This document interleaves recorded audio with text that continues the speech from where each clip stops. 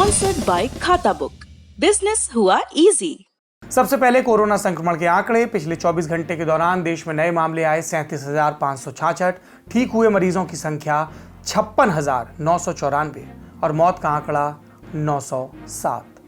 आंकड़ों की बात कर ली कोविड की, अब टीके के मोर्चे की बात करते हैं। एक आज अच्छी खबर आई, भारत सरकार ने मॉडर्ना के टीके को आपात इस्तेमाल की अनुमति दे दी है। भारतीय दवा कंपनी सिप्ला को इस टीके के आयात की अनुमति दी गई है। सिप्ला ने 28 जून को ये अनुमति मांगी थी।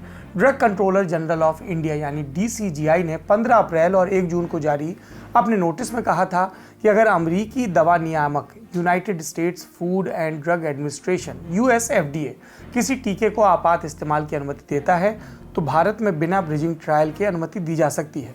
बाहर बने टीकों और दवाओं को भारत में इस्तेमाल की अनुमति से पहले ब्रिजिंग ट्रायल से गुजरना होता है। इसमें देखा जाता है कि ये टीके या दवा भारतीय आबादी पर क्या असर डालते हैं। मॉडर्ना ने पहले भी संकेत दिए थे कि वो अपने टीके के लिए central drugs standard control organisation से अनुमति मांगेगी। मॉडर्ना ने तब इस बात का भी उल्लेख किया था कि अमेरिका की सरकार कोवैक्स के तहत मॉडर्ना के भी कुछ टीके भारत को दान दे सकती है। अब ये हो रहा है तो भारत में 4 टीके उपलब्ध हो जाएंगे। ब्रिटिश टीका कोविशील्ड, भारतीय टीका कोवैक्सीन, रूसी टीका स्पुतनिक और अमेरिकी टीका मॉडर्ना। ये कंपनी का नाम है और जब यहाँ रूसी, अमेरिकी या भारतीय कह रहे हैं तो यहाँ पर बनी कंपनियों के बनाए टीके। ब्रिजिंग ट्रायल से छूट का फायदा मॉडर्ना के अलावा जॉनसन एंड जॉनसन, ये भी एक अमेरिकी कंपनी है, उठाना चाहती है। कंपनी ने कहा है कि इसके लिए हम भारत सरकार से बात कर रहे हैं। जॉनसन एंड जॉनसन ने सिंगल शॉट यानी एक खुराक में असर करने वाला टीका बनाया है। मॉडर्ना और जॉनसन एंड जॉनसन की टीकों का भारत आना अच्छी खबर है। जो लोग किन्हीं कारणों से कोविशील्ड या कोवैक्सीन नहीं लगवा रहे थे, उनके पास चुनाव के लिए पहले से ज़्यादा विकल्प होंगे। टीकों की उपलब्धता कुछ सुधरेगी, पर क्या टीके सभी तक पहुंच पाएंगे? इस सवाल का जवाब थोड़ा पेचीदा है।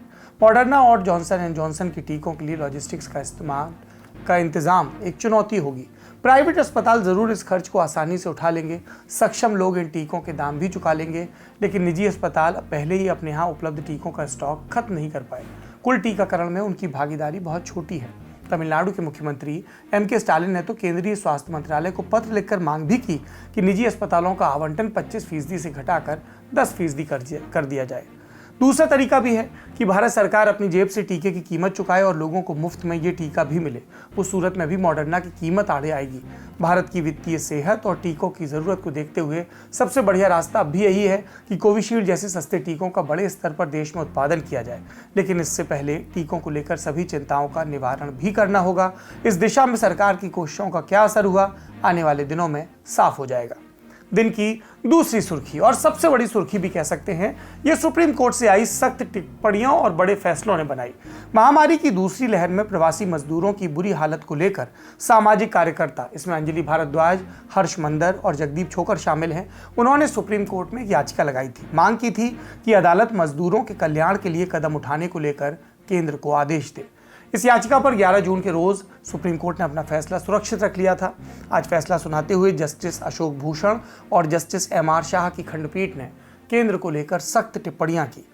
अदालत ने कहा कि जब असंगठित क्षेत्र के मजदूर पंजीयन के साथ साथ केंद्र और राज्यों द्वारा चलाई गई योजनाओं से मिलने वाले फायदे के इंतजार में हैं, केंद्रीय श्रम मंत्रालय लेबर मिनिस्ट्री उदासीनता और ढुलमुल रवैया दिखा रहा है। अदालत ने कहा ये अक्षम्य है, माफ़ी के काबिल नहीं है, क्योंकि मंत्रालय महामारी के बावजूद असंगठित क्षेत्र के मजदूरों की जानकारी इकट्ठा नहीं कर पाया। National database for unorganised workers ये अभी भी अधूरा है। सख्त टिप्पणियों के साथ अदालत ने दूरगामी असर वाले आदेश भी दिए। अब सभी राज्यों और संघ शासित प्रदेशों यानी UTs को 31 जुलाई तक one nation one ration card योजना को लागू करना होगा। राज्यों को हालात बेहतर होने तक मजदूरों को मुफ्त ड्राई राशन मसलन गेहूं, चावल वगैरह भी देना होगा। साथ ही मजदूरों के खाने के बंदोबस्त के लिए सामूहिक रसोइयां भी चलानी होगी। केंद्र को इन योजनाओं के लिए राज्यों को अतिरिक्त अनाज आवंटित करना होगा। मजदूरों तक इन आदेशों का फायदा पहुंचाने के मकसद से अदालत ने राज्यों को अपने यहाँ सभी प्रतिष्ठानों, ठेकेदारों और मजदूरों का पंजीयन करने का आदेश दिया। इन सब की जानकारी inter state migration workman regulation of employment and conditions of service act 1979 के तहत दर्ज करनी होगी। ये कानून एक राज्य से दूसरे राज्य में जाकर काम करने वाले मजदूरों की सेवा शर्तों को तय करता है। अदालत इससे पहले पंजीकरण की धीमी रफ्तार पर नाराजगी जाहिर कर चुकी है और इसके लिए सरकार को 31 जुलाई तक पोर्टल बनाकर काम शुरू कर देना होगा। अब आते हैं one nation one ration card योजना पर। नाम से जाहिर है, एक ही राशन कार्ड पर देश के किसी भी हिस्से में राशन लिया जा सकता है। इसके लिए नेशनल फूड सिक्योरिटी एक्ट 2013 के तहत राशन कार्ड को पोर्टेबल बना दिया गया है। पहले की व्यवस्था में पात्र व्यक्ति सिर्फ अपने इलाके की राशन दुकान से ही, जहाँ पे उसका राशन कार्ड बना है, जो उसका अमूमन स्थायी पता होता है, वहाँ से ही राशन ले पाता था। इससे प्रवासी मजदूरों को बहुत तकलीफ होती थी, क्योंकि वो अपने स्थायी पते से दूर काम करते हुए इसका लाभ नहीं ले पाते थे। One nation one ration card scheme का संबंध सिर्फ मजदूरों के कल्याण से ही नहीं है। इसे लेकर राजनीति भी बहुत हुई, खासकर दिल्ली में अरविंद केजरीवाल सरकार राशन की डोर स्टेप डिलीवरी शुरू करना चाहती है, जिसकी फाइल लेफ्टिनेंट गवर्नर के दफ्तर में अटकी है। केंद्र की तरफ से तर्क दिया गया कि national food security act ration की डोर स्टेप डिलीवरी की इजाज़त नहीं देता, तो दिल्ली सरकार one nation one ration card को ही लागू कर दे। जब इस मामले का अदालत में जिक्र हुआ, तब केंद्र के वकील तुषार मेहता ने कहा था, दिल्ली उन 4 राज्यों में से एक है जहां one nation one ration card लागू नहीं है। और तब दिल्ली सरकार के वकील चिराग श्रॉफ ने अदालत से कहा था कि ये गलत है, दिल्ली में योजना चल रही है। इस बाबत दिल्ली सरकार ने एक हलफनामा भी दिया था। लेकिन अरविंद केजरीवाल सरकार पूरी ताकत से राशन की डोर स्टेप डिलीवरी के लिए कैंपेन चला रही थी, क्योंकि मामला केंद्र बनाम राज्य की स्कीम का था। लेकिन अब सुप्रीम कोर्ट के आदेश ने खेल के नियम बदल दिए हैं। फैसला आने के बाद से भाजपा नेता उत्साहित हैं। दिल्ली के अलावा 3 और राज्य, पश्चिम बंगाल, छत्तीसगढ़ और असम में भी one nation one ration card योजना लागू नहीं है। अदालत के आदेश के बाद इन राज्यों को भी 31 जुलाई तक इस योजना को अपने यहाँ लागू करना होगा। सरकार का बढ़िया फैसला और कोर्ट का सही दखल। तीसरी सुर्खी बनाई मानसून सत्र की आहट ने। आमतौर पर यह सत्र जुलाई के तीसरे हफ्ते में शुरू होकर स्वतंत्रता दिवस के पहले तक चलता है। इस बार भी ऐसा होने की संभावना है। सूत्रों का दावा, संसद की बैठकें 19 जुलाई से लेकर 13 अगस्त तक चल सकती हैं। चौथी सुर्खी आई पटना से।